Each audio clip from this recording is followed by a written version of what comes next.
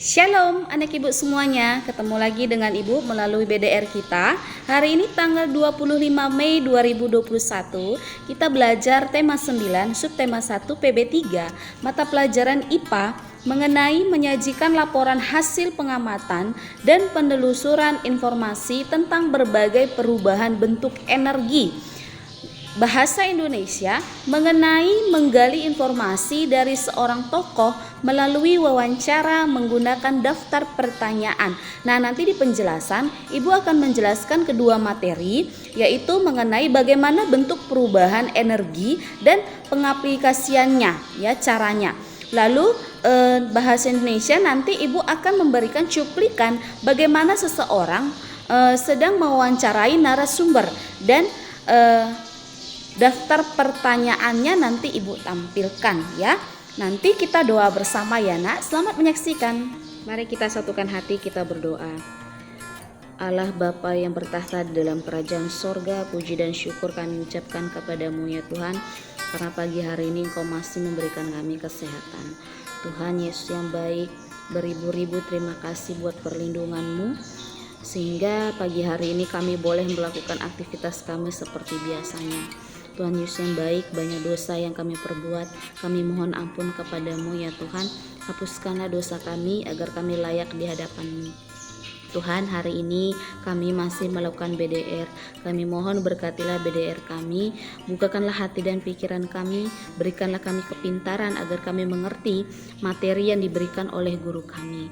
Tuhan Yesus yang baik, kami berdoa untuk orang yang kami sayangi, untuk kedua orang tua kami, berkatilah selalu, berikanlah mereka kesehatan dan umur yang panjang, sehingga mereka boleh mendidik kami sesuai dengan firman-Mu. Ajarilah kami menjadi anak yang lebih baik ya Tuhan. Kami mohon buatkanlah kami saling menyayangi antara sesama kami. Jadikanlah kami menjadi anak yang takut akan Tuhan ya Tuhan. Kami mohon ya Bapa, permohonan kami ini kiranya Tuhan mengabulkan, begitu juga mengenai COVID-19 ini ya Tuhan. Kami mohon ya Tuhan, selesaikanlah COVID-19 ini agar kami boleh melakukan pembelajaran tatap muka di sekolah seperti biasanya.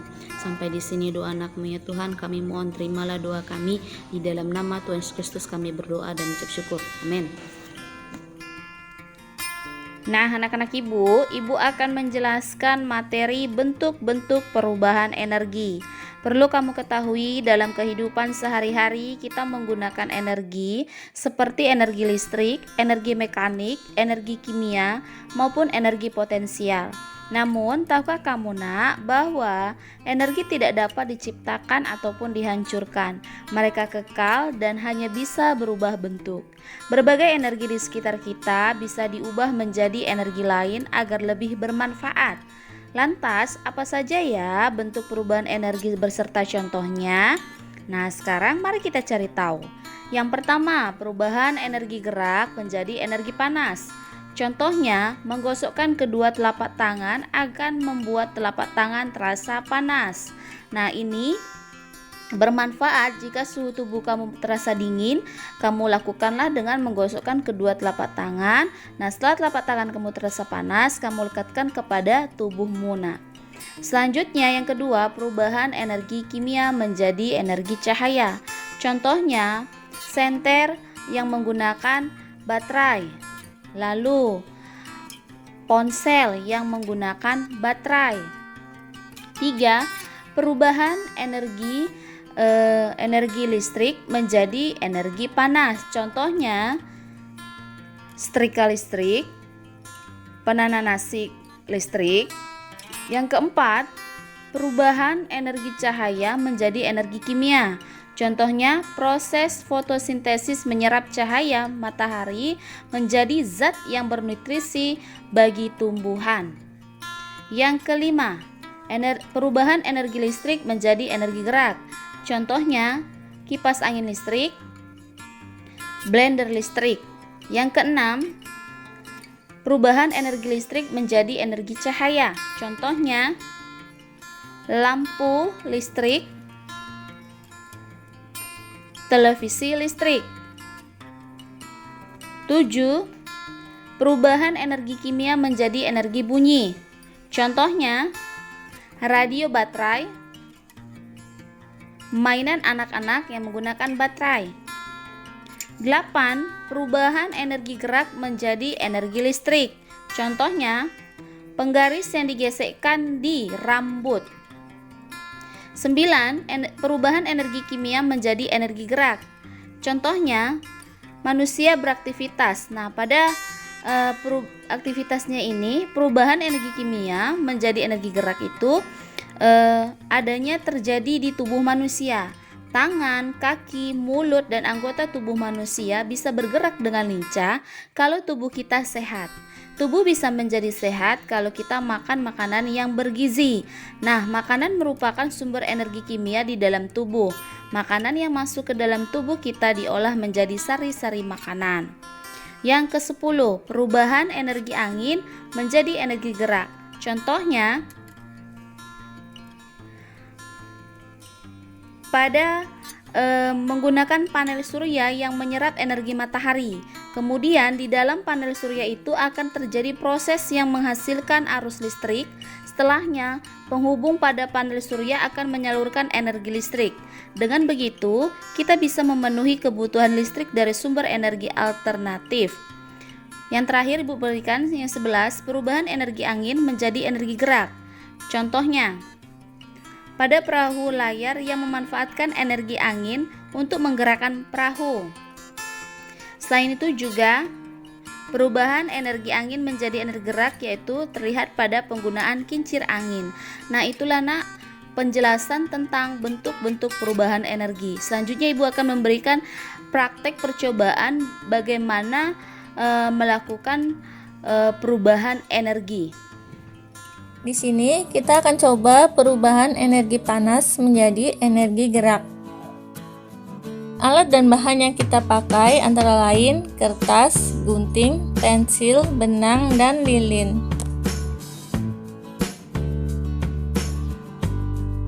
Dan untuk caranya, pertama-tama kita gunting kertas sehingga membentuk seperti spiral.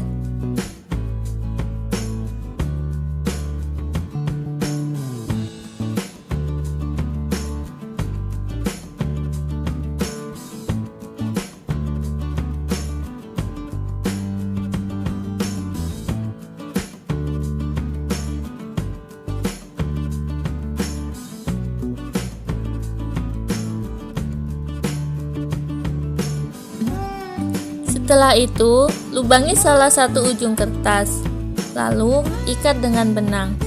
Panjang benang sekitar 50 cm. Setelah itu, ikat ujung benang yang lain pada pensil.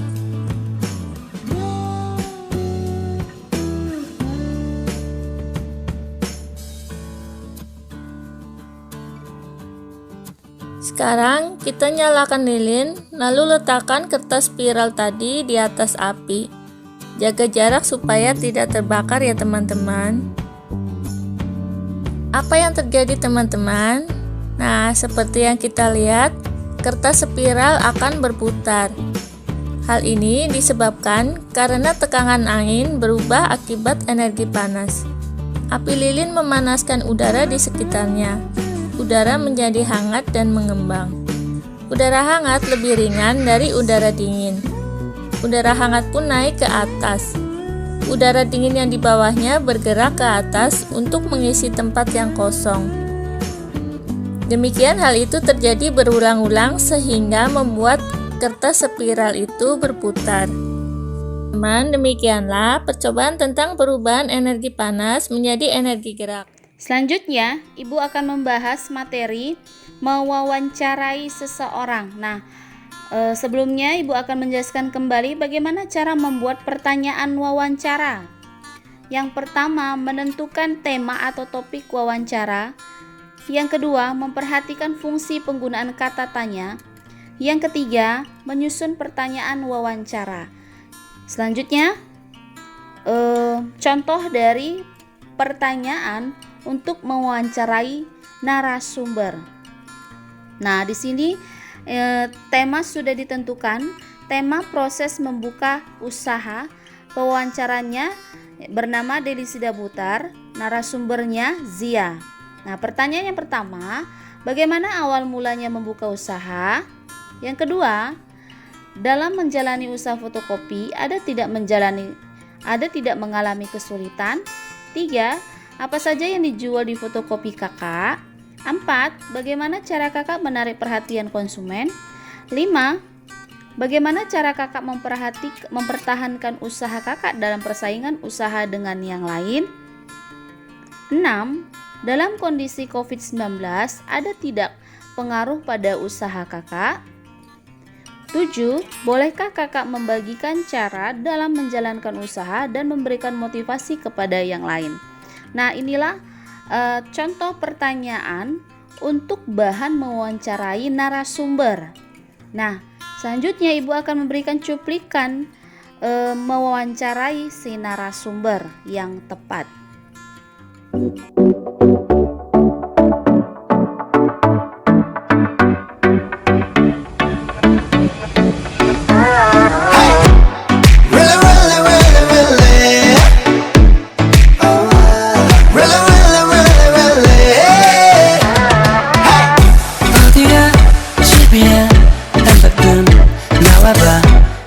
Pada hari ini saya sudah bersama pemilik toko usaha fotokopi yang ada di Jalan Setia Luhur bersama Kak Zia Andriani.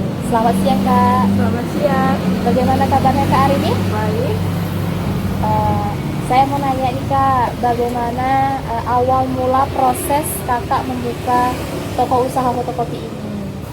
Awal mulanya ya sebenarnya saya sudah sangat lama ya, sudah hampir 2 tahun saya membuka fotokopi ini. Dan pada saat itu perencanaan awal hanya melihat-lihat bahwasanya sepertinya enak gitu buka fotokopi, dan itu bisa juga dapat membantu banyak orang gitu kan dengan adanya fotokopi. Soalnya di daerah saya juga sangat jarang ada fotokopi. Jadi seperti itu Pak. Dalam menjalani usaha fotokopi ini, selama ini ada nggak merasa sulit menjalankan toko usaha ini? Sulit sudah pasti ya. Semua pekerjaan pasti ada hal yang sulitnya. Kalau untuk sulit paling dengan para pelanggan yang memiliki permintaan yang berbeda-beda gitu secara bersamaan, itu menurut saya sangat sulit gitu. Seperti misalkan ada yang ingin ngeprint, belum lagi tambah satu lagi harus fotokopi, dan juga ada yang ingin membeli barang gitu.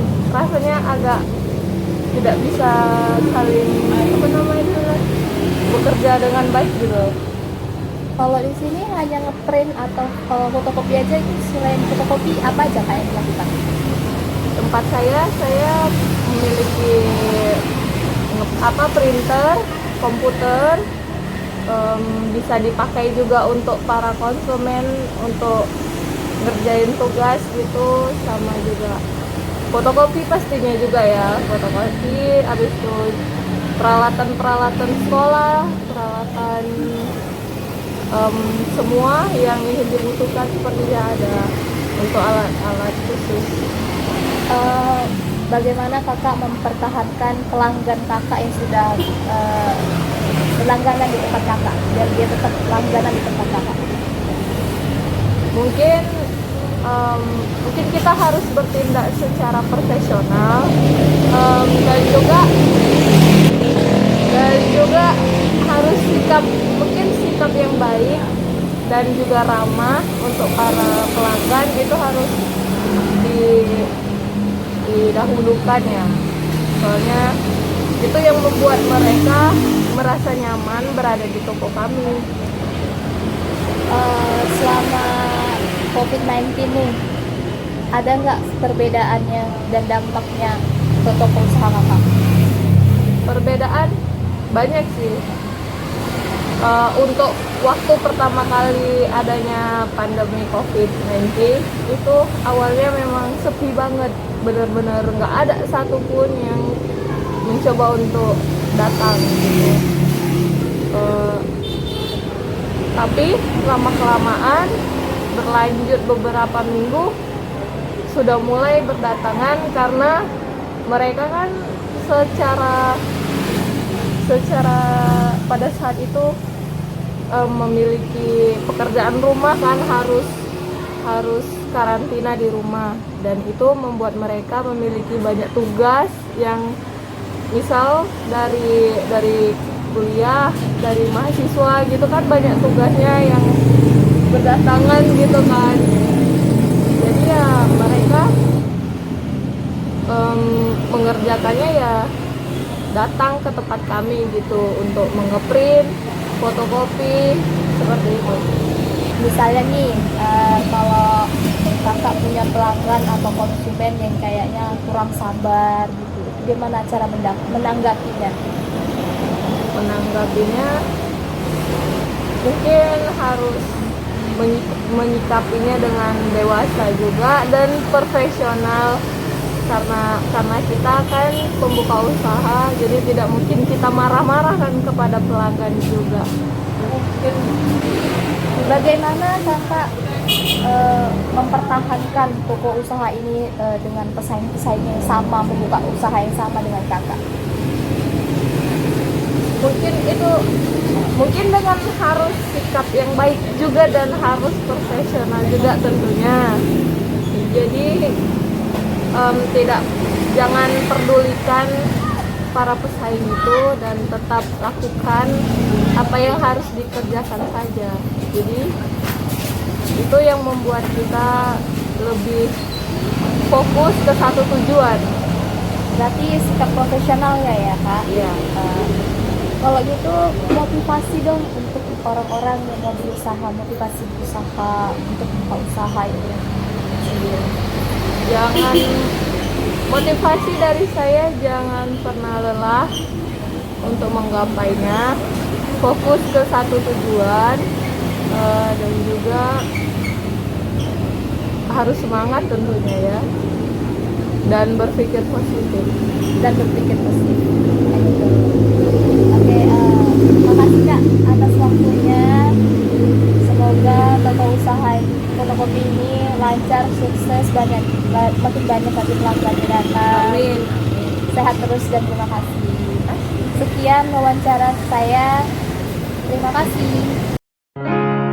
지친 하늘빛 해는 잠들고 바람이 불면 다 지나가고 있어 꿈에서 깬 듯 다시 Baik anak-anak ibu, kamu baru saja menyaksikan penjelasan materi yang ibu berikan tadi. Untuk tugas itu bahasa Indonesia, kamu membuat 10 daftar pertanyaan ya, 10 daftar pertanyaan untuk mewawancarai seseorang. Nah, seseorangnya itu siapa Bu? Orang tua kamu ya. Kamu membuat 10 daftar pertanyaan untuk mewawancarai orang tua kamu yang bertemakan peran orang tua ya, yang bertemakan peran orang tua. Nah, pada video beberapa minggu lalu ibu sudah memberikan contoh bagaimana membuat daftar pertanyaan. Nah, di video sebelumnya juga ibu sudah memberikan contoh bagaimana seseorang mewawancarai dan bagaimana contoh daftar pertanyaan untuk mewawancarai seseorang. Itu dia ya. Nah, lalu untuk IPA itu di halaman 17 ada peta konsep. Ada peta konsep di situ mengenai manfaat energi matahari. Nah, kamu kerjakan sesuai dengan bentuk peta konsep tersebut ya nak ya. Itu saja, ibu harap kamu dapat memahaminya. Demikian pembelajaran kita. Jangan lupa diakhiri dengan doa. Tetap sehat, tetap semangat. Tuhan Yesus memberkati. Shalom.